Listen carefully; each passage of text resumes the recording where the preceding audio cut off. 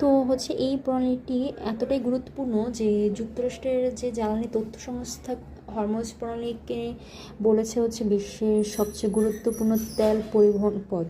তো আমরা বুঝতেই পারছি কেন আসলে জ্বালানি ব্যবসায়ীরা কিংবা মধ্যপ্রাচ্যের এই প্রণালীটিকে নিয়ে সবাই এত উদ্বিগ্ন হওয়ার কারণটা কি। এবং আরও আরও যদি আমি একটু খুব জোরালোভাবে বলতে চাই তাহলে হচ্ছে বিশ্বের যে মোট তেল মানে সেটা সরবরাহের 1/5 বা আরও স্পেসিফিক্যালি যদি বলি প্রায় 2 কোটি ব্যারেল তেল এবং বিভিন্ন ধরনের গ্যাস, বিভিন্ন ধরনের গুরুত্বপূর্ণ গ্যাস কিন্তু এই প্রণালী দিয়ে কিন্তু যাতায়াত করে। এবং যেটা আমি একটু আগে উল্লেখ করলাম যে ভৌগোলিকভাবে যদি বলি তাহলে এই প্রণালীটি পার্শ্ব উপসাগর সরাসরি ওমান উপসাগরের সঙ্গে যুক্ত করছে এবং সেই পথ ধরেই কিন্তু জাহাজগুলো আরব সাগরে তথা হচ্ছে ভারত মহাসাগরের দিকে হচ্ছে প্রবেশ করে। তো এই তবে এখনও পর্যন্ত আসলে সঠিক করে বলা যাচ্ছে না যে ইরান কি আসলে এই হরমুজ প্রণালীটি বন্ধ করবে কিনা।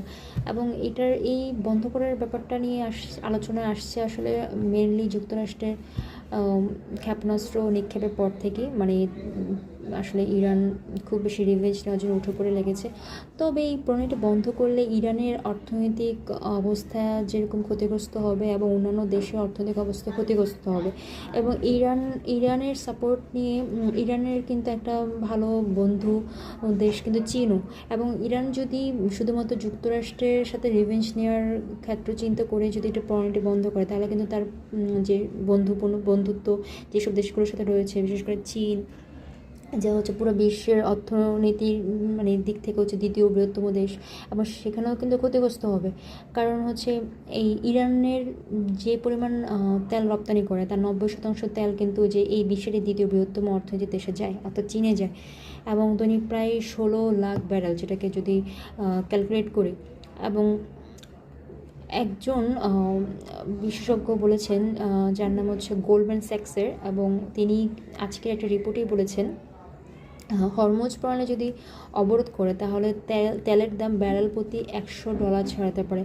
তার মানে বোঝা যাচ্ছে এটা বিশ্বজুড়ে তেলের উৎপাদন খরচ তো বাড়াবে এবং ভোক্তা মূল্যে এর কিন্তু তীব্র প্রভাব মানে খুবই বাজে একটা প্রভাব পড়বে এবং খাদ্য পোশাক রাসায়নিকের মতো পণ্যের ক্ষেত্র কারণ হচ্ছে বিভিন্ন ধরনের তেল জিনিসটা এতটাই একটা বেসিক এলিমেন্ট যেটা হচ্ছে সব ধরনের বিশেষ জায়গায় কিন্তু এর প্রয়োজন রয়েছে। সো এই প্রণালীটি বন্ধ আসলে এতটা ইজিলি বন্ধ করবে বলে মনে হচ্ছে না, কারণ এর আগেও ইরান বেশ কিছুবার এই প্রণালীটি বন্ধ বিভিন্ন ধরনের ঘোষণা দিয়েছিল কিন্তু অফিসিয়ালি কিন্তু বন্ধ করেনি। আগে অনেক বছর আগে বিভিন্ন ধরনের পরিস্থিতিতে বন্ধ করেনি, কারণ যেটা বললাম যেটা হুট করে বন্ধ করার মতো না। এটা করলে হয়তো বা বিশ্বের বৈশ্বিক অর্থনীতি গ্লোবালি যেরকম ইকোনমিক্যালি ডাউনফল হবে সেক্ষেত্রে ইরানও কিন্তু খুব ভালো একটা ধকল পোহাতে হবে। সো এবং আব্বাসে যেহেতু বলছে তাদের আরও কিছু বিকল্প পথ রয়েছে এবং হতে পারে এটা বন্ধ না করে অন্য কোনো বিকল্প পথ দিয়ে সে তার শত্রুর সাথে যুদ্ধ স্ট্রংলি ফাইট ব্যাক করছে। সো দেখা যাক আসলে মধ্যপ্রাচ্যের এই যুদ্ধ আসলে কোন দিকে মোড় নেয়। এবং অনেকেই তো ভাবছে যে তৃতীয় বিশ্বযুদ্ধের দিকে মোড় নিতে পারে, কারণ মনে হচ্ছে না কোনো দেশই আসলে যুদ্ধবিরতি বা হচ্ছে যদিও ট্রাম্প যুদ্ধবিরতি ঘোষণা দিয়েছে কিছু ঘন্টা আগেই এবং তা আসলে কতক্ষণটা কার্যকর হবে বলে আমার আসলে বলা যাচ্ছে না। এটা নিয়ে হয়তো পরবর্তীতে একটা ভিডিও করবো যদি এরকম করে অ্যানাউন্সমেন্ট আসে। তবে আপাতত চোখ রাখি যে আসলে হচ্ছেটা কি, কারণ এই গ্লোবাল ইস্যুসটা কিন্তু আমাদের প্রত্যেকেরই জানা উচিত কোথায় কী হচ্ছে এবং আমাদের কিন্তু প্রস্তুত থাকা উচিত পরবর্তী যে সকল ইকোনমিক্যাল ডাউনফল বলি কিংবা হচ্ছে শুধুমাত্র যে মুসলিম কান্ট্রি এবং তাই বলে সাপোর্ট করতে হবে বা চিন্তাভাবনা করতে হবে তা না। আসলেই আমাদের এসব আন্তর্জাতিক এসব পরিস্থিতির সাথে নিজেকে আসলে কোপিত করার মতো একটা ক্যাপাবিলিটি নিজেদের মধ্যে আসলে আয়ত্ত করতে হবে, যেটা আসলে খুবই গুরুত্বপূর্ণ এই সময়ে বা এই চলমান পরিস্থিতির ক্ষেত্রে। যাই হোক, দেখি নেক্সট টাইম একটা কোনো ভিডিও নিয়ে আসবো, একটা কোনো গুরুত্বপূর্ণ আলোচনা নিয়ে আসবো। ততক্ষণ পর্যন্ত ভালো থাকবেন এবং যদি ভালো লাগে আমার চ্যানেলটা সাবস্ক্রাইব করবেন। আমি আসলে চেষ্টা করছি কিছু গ্লোবাল ইস্যুস নিয়ে কথা বলার এবং কিছু অথেন্টিক কিছু তথ্য দেওয়ার এবং নিজেও জানার চেষ্টা করছি এবং অন্যকেও যদি এর মাঝে জানানো যায় কিংবা বোঝানো যায় তাই আর কি। আসসালামু আলাইকুম। আশা করছি সবাই ভালো আছেন। তো আজকে ভাবলাম দেশের এই চলমান পরিস্থিতি নিয়ে কিছু কথা বলি। গত কয়েকদিন যাবৎ মধ্যপ্রাচ্যের দেশগুলোতে যা হচ্ছে এবং বিশেষ করে মুসলিম দেশগুলোতে, ইরান, ইসরায়েলের মতো দেশগুলোতে, এবং একজন মুসলিম হিসেবে আসলে এটা একটু উদ্বিগ্নেরই বিষয়। কারণ আমরা তো ইরানকে সাপোর্ট করছি এবং ইরানকে সাপোর্ট করার পেছনে বেশ কিছু যুক্তি রয়েছে। এবং ইসরায়েল প্রথমত ফিলিস্তিনিদের উপর এভাবে বর্বর আচরণ করেছিল, এখন তারা ইরানিদের উপর এভাবে আচরণ করছে। তো ইরান বরাবরই একটি শক্ত দেশ, শক্ত জাতি, এবং এর অবকাঠামো অনেক স্ট্রং। এবং ইরানের ভাবমূর্তিতে যদি কেউ আঘাত হানে, ইরান কখনোই আসলে সেখানে চুপ করে থাকবে না। কারণ ইরানের সুপ্রিম লিডার তিনি এই কথাটা বলেছেন যে উনি 2 দিন আগে একটা প্রেস মিডিয়ার সামনে বলেছেন যে আমার বয়স এখন 82 বছর বয়স, আমার শরীরের এখন কোনো দাম নেই, তবে আমি যদি এখন এই যুদ্ধে চুপ থাকি কিংবা যুদ্ধ থেকে পিছুপা হই, তাহলে সেটা আমার দেশের জন্য বা আমার দেশের মানুষের সাথে আমার একটা বিশ্বাসঘাতকতা করা হবে। তো এটা থেকে আমরা আসলে বুঝতে পারছি যে ইরান আসলে কোনোভাবেই নিজেদের দমানোর মতো না, এবং তারা আসলে একটা স্ট্রং ফাইট ব্যাক করবে। তো বোঝাই যাচ্ছে যে বিষয়টা, যে বিষয় নিয়ে কথা বলতে চাচ্ছি, ইরান ইসরায়েলের চলমান যুদ্ধ পরিস্থিতি নিয়ে আসলে কথা চলছে। এবং তবে এই যুদ্ধের আসলে সবচেয়ে গুরুত্বপূর্ণ মোড় যেটা নিয়েছে, সেটা হচ্ছে যুক্তরাষ্ট্রের মধ্যস্থতা করা, যেটা আসলে একেবারেই উচিত হয়নি, যেটা জাতিসংঘে পর্যন্ত এর তীব্র নিন্দা জানিয়েছেন। ইভেন বিভিন্ন দেশের বড় বড় ব্যক্তিবর্গরাও এর তীব্র নিন্দা জানিয়েছেন। কারণ দুটো দেশের মধ্যে যুদ্ধ হচ্ছে এবং তৃতীয় একটি দেশ কোনো ধরনের অফিসিয়াল কোনো ধরনের অ্যাগ্রিমেন্ট ছাড়া কিংবা কোনো ধরনের তারা যুক্তরাষ্ট্র, ডোনাল্ড ট্রাম্প যিনি এই অঘটন ঘটিয়েছেন, তিনি দুটো দেশের মাঝে, ইরান এবং ইসরায়েলের মাঝে, এবং ইসরায়েলের পক্ষ হয়েই সে কী করেছে, ইরানে পারমাণবিক বোমা নিক্ষেপ করেছে।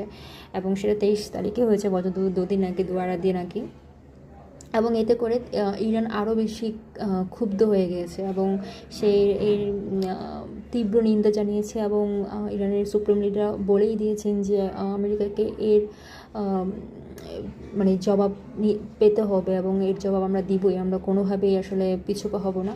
তো ইরান যেটা 2-3 দিন আগেই তার কিছু একটা প্রেস মিডিয়াতে ইরানের পররাষ্ট্রমন্ত্রী, খুব সম্ভবত নাম তার আব্বাসি আগাচির বা এরকম কিছু একটা হবে, আমার নামটি এক্স্যাক্টলি মুহূর্তে মনে করতে পারছি না। সে বিভিন্ন প্রেসে বিভিন্ন প্রশ্নের একটা পর্যায়ে সে বলল যে ইরানের নানা ধরনের বিকল্প পথ খোলা রয়েছে, ইরান কখনো কারোর সাথেই পোষ মানাবে না এবং সবসময় তারা সত্যের পথে থাকবে।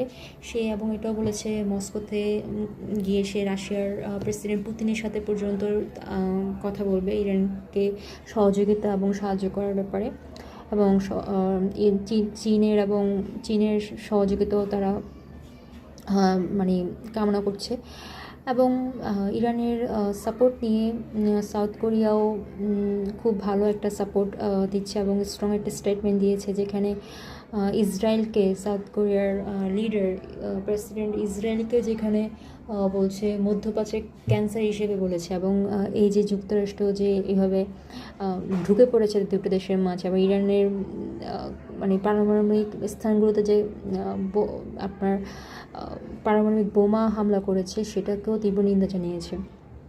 যাই হোক, আব্বাসি আগাচি যেটা বলছে যে সে ইরানের বিভিন্ন ধরনের বিকল্প পথ রয়েছে। তো বেশ 2 দিন ধরে আমরা হরমুজ প্রণালী নিয়ে আসলে কথা শুনে আসছি। হরমুজ প্রণালী বন্ধের ঘোষণা করা চিন্তা করছে ইরান, এবং পুরো বিশ্বের, বিশেষ করে শুধু মধ্যপ্রাচ্যের দেশগুলো না, আমরা যারা দক্ষিণ এশিয়ার দেশে রয়েছে কিংবা অন্যান্য বড় বড় শিল্পোন্নত যে দেশগুলো, যে G7ভুক্ত যে কান্ট্রিগুলো আছে, তারাও কিন্তু খুব বেশি উদ্বিগ্নের মধ্যে পড়ে গিয়েছে এই কথাটা শোনার পর।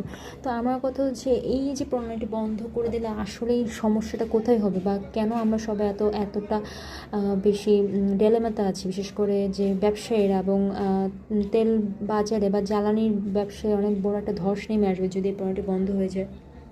কারণ প্রথমত এটার একটা ভৌগোলিক অবস্থানটা আমাদেরকে বুঝতে হবে। ভৌগোলিক অবস্থানটা যদি আমি বলি, সেটা হচ্ছে এই যে এটা হচ্ছে জ্বালানি পরিবহনের খুবই গুরুত্বপূর্ণ পথ এই হরমুজ প্রণালী। এবং আমরা প্রণালী সম্পর্কে যেটা জানি সেটা হচ্ছে দুটা সাগরকে বা উপসাগরকে বা মহাসাগরকে, যে কোনো মানে দুটো সাগর, উপসাগর, মহাসাগর যুক্ত করে আবার হচ্ছে দুইটা স্থলভাগকে বা দুটো দেশকে সেটা কী করছে, পৃথক করে। তো হরমুজ প্রণালী যেটা ইরানকে পৃথক করা হচ্ছে সংযুক্ত আরব আমিরাত এবং ওমান, মানে হরমুজ প্রণালীর ও পাশে ইরান, এই পাশে সংযুক্ত আরব আমিরাত বা ইউনাইটেড আরব আমিরাত, আর হচ্ছে ওমান। এবং এটি হচ্ছে পারস্য উপসাগর এবং ওমান উপসাগরকে কী করছে, যুক্ত করছে। তার মানে দেখাচ্ছে যে কোনো ধরনের বোট বা জাহাজ বা যে কোনো ধরনের মালবাহী জাহাজ কী করে মানে পারস্য উপসাগরের পথ হয়ে এবং ওমান উপসাগর ধরে এটা কী করে ভারত আরব সাগর বা ভারত মহাসাগরে প্রবেশ করে। তো ভারত মহাসাগরে প্রবেশ করে এই হরমুজ প্রণালীর মাধ্যমেই।